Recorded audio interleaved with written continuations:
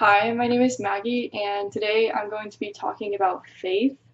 Um, I've recently been blessed with an amazing opportunity to start up my own youth group with one of my teammates, and basically throughout the next few weeks, we're going to be breaking down what faith is, showing some examples from the Bible, and then how to grow it and apply it every single day in our lives as Christians and Christian athletes.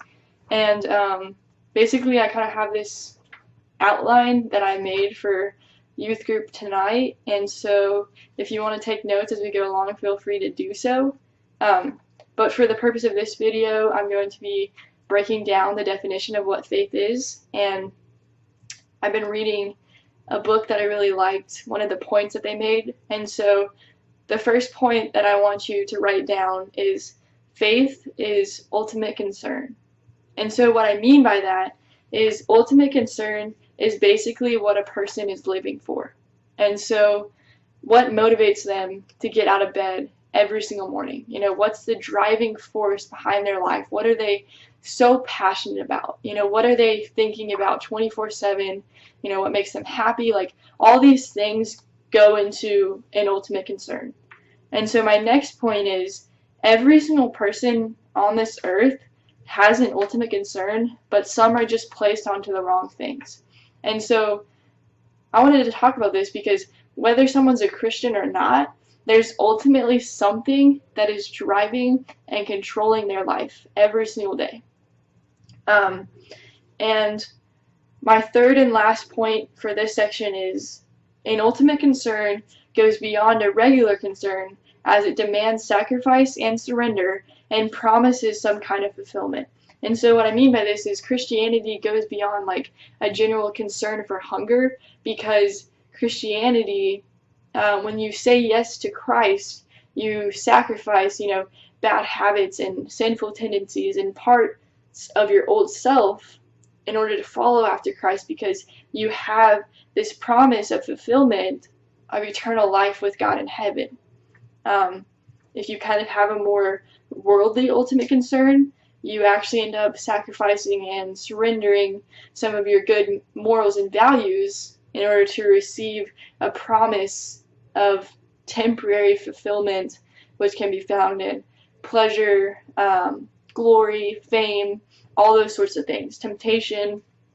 So the biggest thing that I wanted you to realize about ultimate concern is it's what is controlling your life. And so if you feel yourself kind of becoming distant from God, all that you have to do is decide that you're going to be ultimately concerned with who He is and the work that you need to do for His kingdom.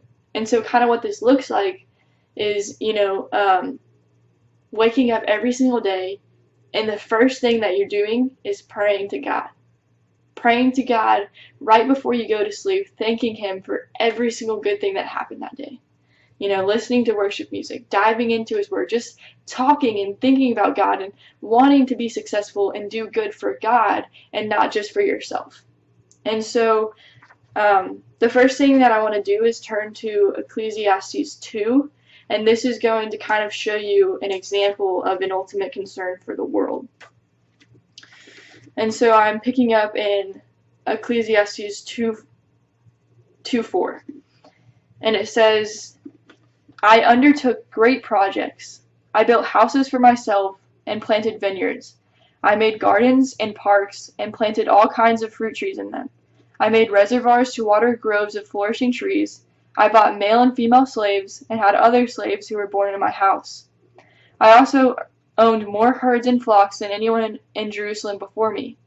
I amassed silver and gold for myself and the treasures of kings and provinces. I acquired male and female singers and a harem as well, all the delights of a man's heart. I became greater by far than anyone in Jerusalem before me, and all this my wisdom stayed with me. I denied myself nothing my eyes desired. I refused my heart no pleasure. My heart took delight in all my labor, and this was the reward for all my toil. Yet when I surveyed all that my hands had done, and what I had toiled to achieve, everything was meaningless, as chasing after the wind. Nothing was gained under the sun. And so this is kind of long, and so I just want to highlight a few of the main points. this guy became more powerful than anyone before him and owned all this amazing stuff, right? Possessions, slaves, anything his heart could have ever desired. But when he looked at everything that he had done and started measuring it out, it was all meaningless. And so I just think that this is so significant because he worked so hard and had all this stuff, but at the end of the day, he still felt empty and he still felt worthless. And so as we break this down, the first big point that I wanted you to realize about Ecclesiastes 2 is an ultimate concern for the world cannot sustain you. And so this is kind of shown through him having everything his heart could have ever desired, but it didn't matter. It was all meaningless. And so my next point is there is no faith without a content that it is directed towards. And so this kind of goes back to a point that I made earlier, where every single person on earth has an ultimate concern, because when you have an ultimate concern, you have faith. And so I wanted to talk about this because a lot of people think that, if you don't believe in God, you can just live, for yourself in order to be happy and just have fun and just live this life just for yourself, right?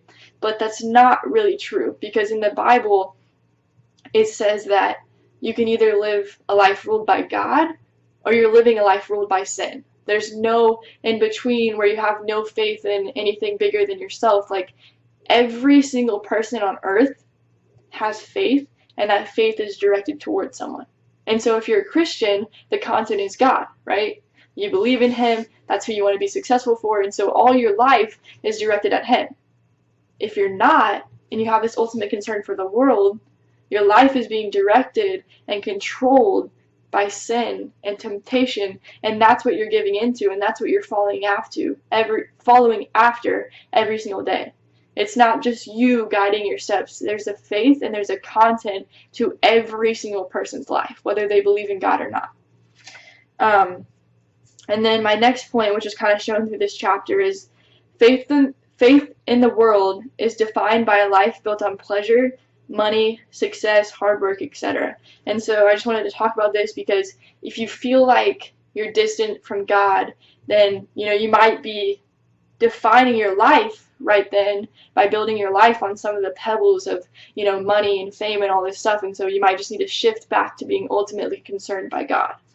And then my last point under this one is faith in the world is worthless and leads to disappointment and emptiness. And so I'm just going to go back and read, "Yet when I surveyed all that my hands had done and what I had toiled to achieve, everything was meaningless, a chasing after the wind. Nothing was gained under the sun."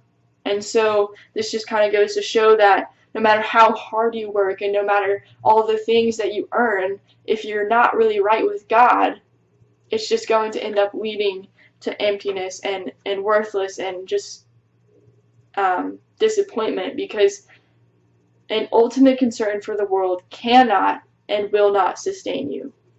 And now I just kind of want to go to Hebrews 11, which kind of gives a biblical definition of faith, and then kind of gives a few examples of that.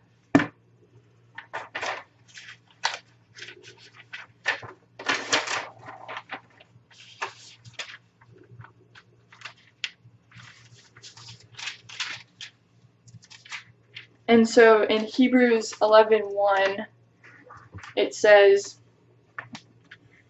"Now faith is confidence in what we hope for, and assurance about what we do not see. This is what the ancients were commended for. By faith we understand that the universe was formed at God's command, so that what is seen was not made out of what was visible." And then it goes on to say, "By faith Abel brought God a better offering than Cain did. By faith he was commended as righteous when God spoke well of his offerings, and by faith Abel still speaks even though he is dead." And then it goes on to say, "By faith Noah, when warned about things not yet seen, in holy fear built an ark to save his family. By his faith he condemned the world and became heir of the righteousness that is in keeping with faith." And then the last thing that I want to read is Hebrews 11:13, which says, All these people were still living by faith when they died. They did not receive the things promised. They only saw them and welcomed them from a distance, admitting that they were foreigners and strangers on earth. People who say such things show that they are looking for a country of their own. If they had been thinking of the country they had left, they would have had opportunity to return. Instead, they were longing for a better country, a heavenly one. Therefore, God is not ashamed to be called their God, for he has prepared a city for them.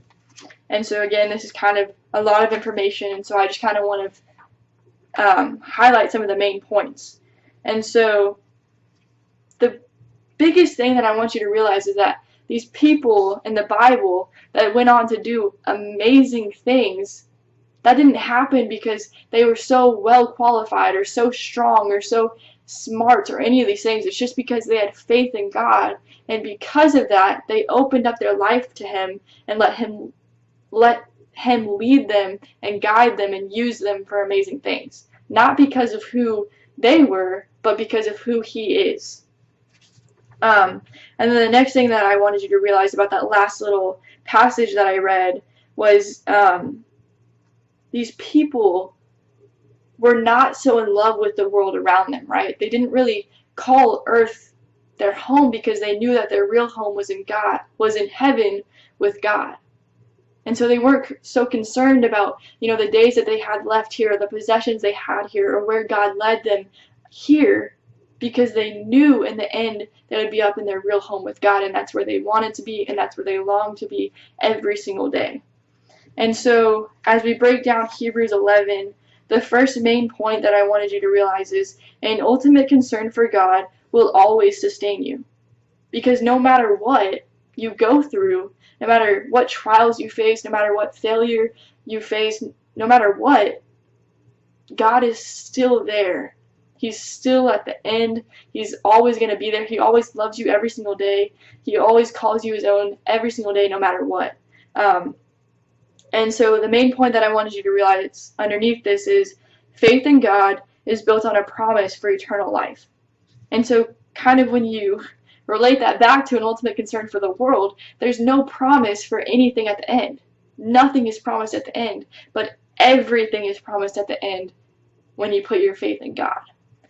My next point is faith in God opens doors for you. You saw, again, kind of how I talked about before, these not so extraordinary people do extraordinary things because of who God is, because he opens doors for you when you open your life to him. My last point under this one is faith in God allows you to find joy in every situation, equips you with the power and joy to impact others, and lets you love others like Jesus.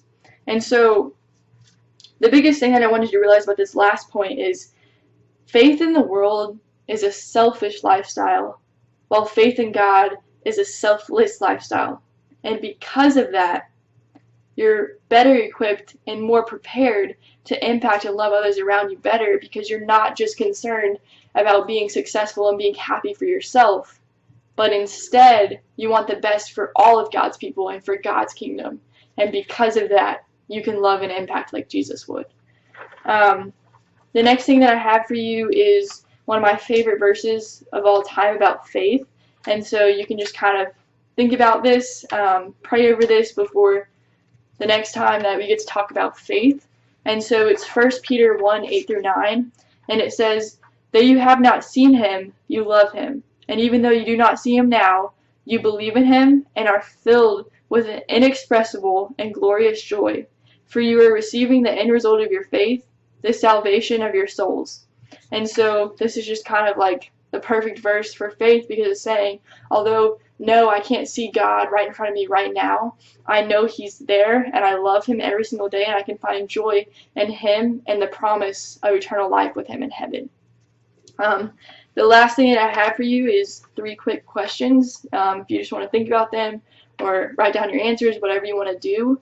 My first question is, do you feel you are more concerned by the opinions of others or by God's opinion of you and doing good works for his kingdom, and why?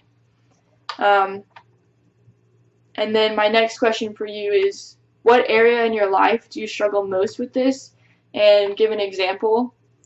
And then my last question for you is, what is one way that you can put more trust into God throughout this next week. And so just kind of a few examples of this from youth group.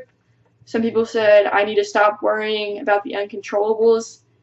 I need to stop getting caught up in worldly things. And then another person said, I need to focus on the big picture instead of so much on the little picture of things. So like keeping more focus on the end result of God than getting so overwhelmed by a project that I have to turn in or whatever. And then just one more example is to just be overly thankful and continually, thank God throughout the day for every little good thing that happens. And so I hope you learned a little something about faith today, and I hope that we can all just continue to grow our faith together. Thank you for watching this video, and I hope that you have a blessed rest of your week.